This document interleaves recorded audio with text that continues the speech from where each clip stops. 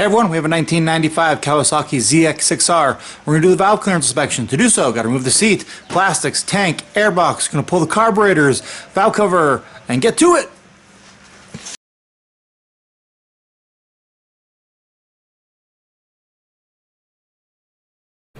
Alright, the rear seat's easy enough. Use the key, you just twist it and it unlocks the back. Comes up and forward. The front seat, there's a 10mm bolt that goes right here. I already took it out. Pull it up. I'm doing some other things to this bike, like replacing the CDI box. That's under here, behind here. So I'll be removing this plastic. There's screws. So screw, screw, screw, screw. So 4, right? And 2 more, 5 and 6. And you have to get these handled out of the way too. So there's 2 screws for each of those. They're 12mm. These are all Phillips. You just pull them right out, and then the plastic up here bolts. Clips into the tank. You just pull it a little bit. The rubber piece right there. See it down there? It pops off on both sides, like that. And then this whole entire piece will slide back. Now there's some wiring for the rear tail light up in here. You just have to disconnect it to get the tail light. And if you have the signals, however you have your signals set up, this one's a little bit custom. It's got a few things going on, but this whole piece you slide off very carefully. It takes a little bit of tweaking. You'll see in the video here in a second, but it takes a little bit of tweaking to get it off.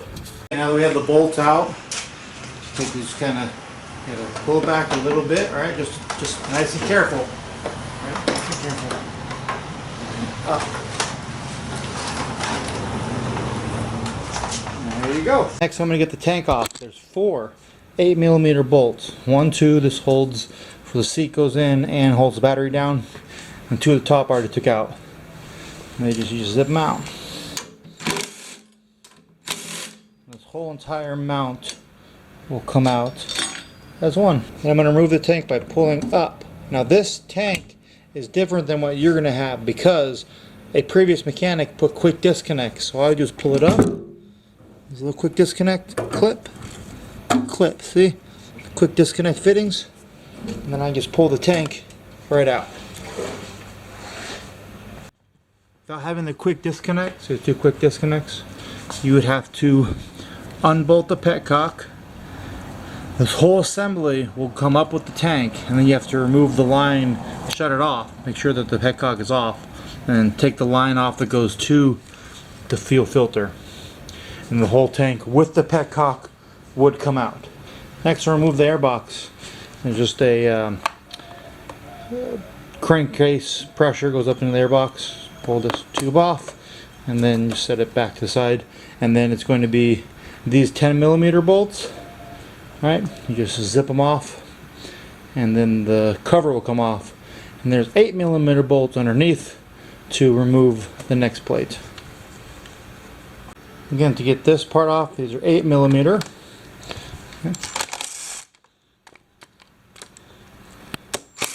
I actually have a little catch in there that does its best to hold the screw, because you don't want it potentially falling down. It really won't. And you go to lift it up though, the back has to come out first, but you also have to remember there's another little hose right here. Pull that one down. Oh, and this one on the back. This one. There we go. So back comes up first and pull back. See how, because you're going to line up with these into the air induction, because you go fast, it forces air in, forces air induction. Now we're going to be pulling the carburetor out. So carburetor assembly, all 4 come as one. So I'll get this little air line out of the way. You want to disconnect your fuel. I can get on my finger, I think. Yep, there we go. Get the fuel that comes from the pump to the carburetor out of the way. So I want to get this air induction thing out of the way. Just pull it back.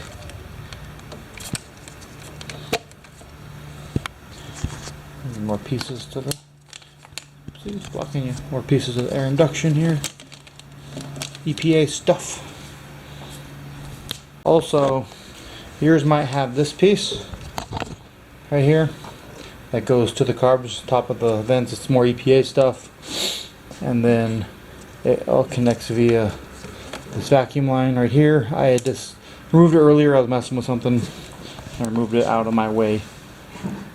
So you don't accidentally drop it later, I would pull this spring right here off of the choke return first, because when you pull the carbs off and if that thing falls down into the intake, one of the intake manifolds, and the valve might be open, you're going to be up a creek, possibly. So that spring out goes on the end of the throttle cable holder here. Okay, a little bit hard to see. Follow the tip of my screw. There's intake manifold, right? So there's screws, one on each. So you have to come at an angle across in the back here and loosen it. Okay, now they're loose. You just grab the back of the rail and just pull up and pop out. It's going to make it easiest to get to the screw on the plate to pull the cables off. Also, don't forget to move the idle adjustment here. Just got to pull it up like this. Or the side, I'll come up. I pull them up, and then I immediately put this tarp or thing underneath it. So the screw on the side might be the red Loctited in. Let's pull the screw. This also will prevent anything from falling down in the motor. And then I can just pull the cables out of the way.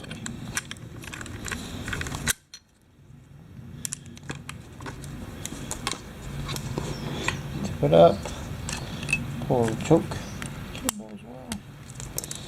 Yo, carburetors are out. I definitely cover each intake, because straight down angle like this, anything could fall down and you could slip and drop a tool, a small tool, anything, you know, just keep it safe. And I'll get these cables flipping out of our way here. Alright, now we're going to take the side plastics off. So he's going to zip these screws up. And then the side 4mm.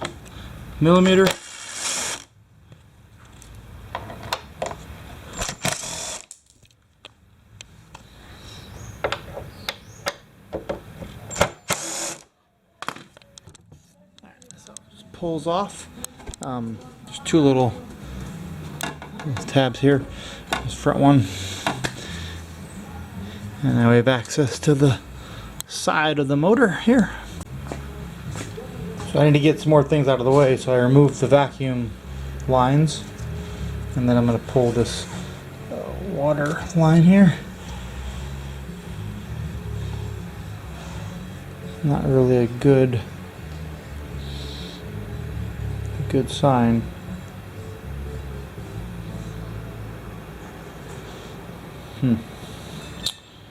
Not a good sign.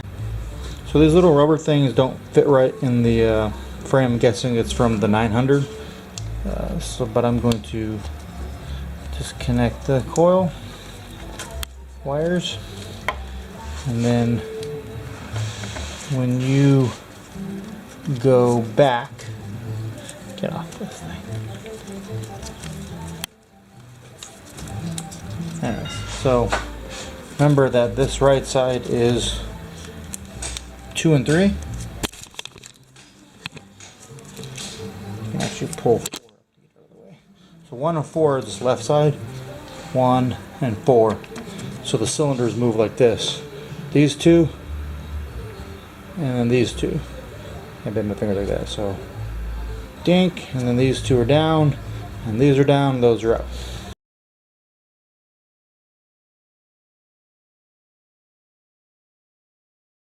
And now we have the bolts out. Give her a little tappy tappy.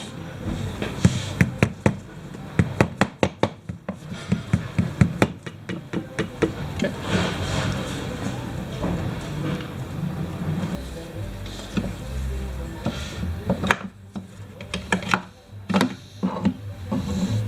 Be very careful pulling the cover because this one does have debris on it.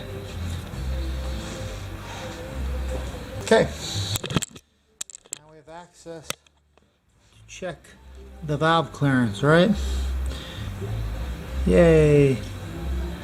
So let me show you what it's going to take. Right side of the motor, and you're going to want to remove the small cover. This is going to have the trigger in it, exciter, whatever you want to call it. Pickup. The exciting pickup. 8mm bolts. Ooh, yeah. That bitch is cross-threaded in there. Yes, sir. What the fuck? Everything else was coming out nice and smooth. It's been good. It's been good so far. Fucking always something. Always something. Who needs red Loctite when you can cross-thread it? Huh, bro? Alright, this little bitch should come off. Yeah. Or not. We have an oil line coming down to the bottom of the motor, and then just this is the oil pressure right here. And then you have the exciting wires for the exciter. Just takes a little tappy. Give it a little tappy. Nice and easy. There she goes. Almost. There we go. Alright. Now we have access to see when this thing is going to be firing, right? Pretty neat stuff. I wanted to take a look at this anyways.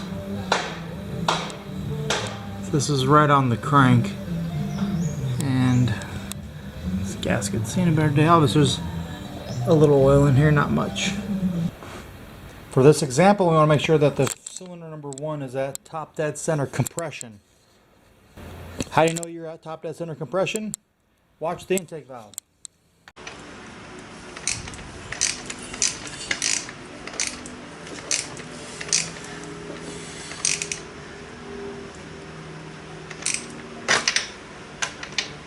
It's open. Now it's closing.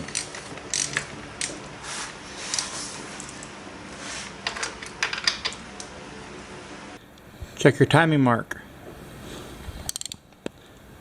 1-4.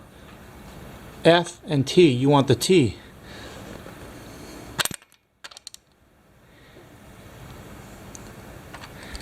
Little line in the back of the crankcase right here lines up with T. Lobes are facing up. You're at top dead center compression. Intake valve clearance is 0.15 millimeters to 0.25 millimeters.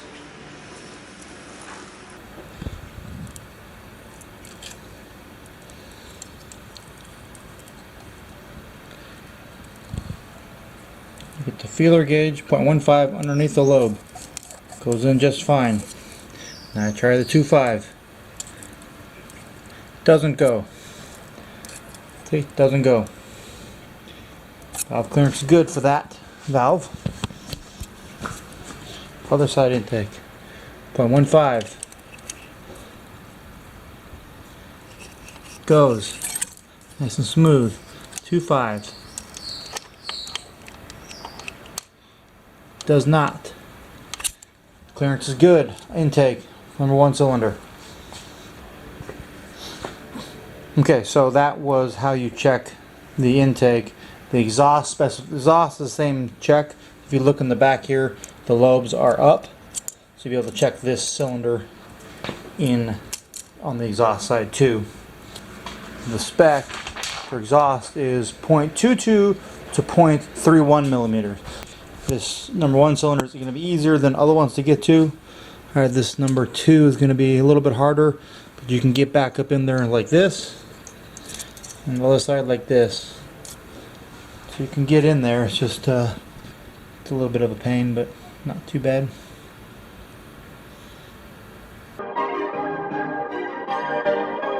Perfect.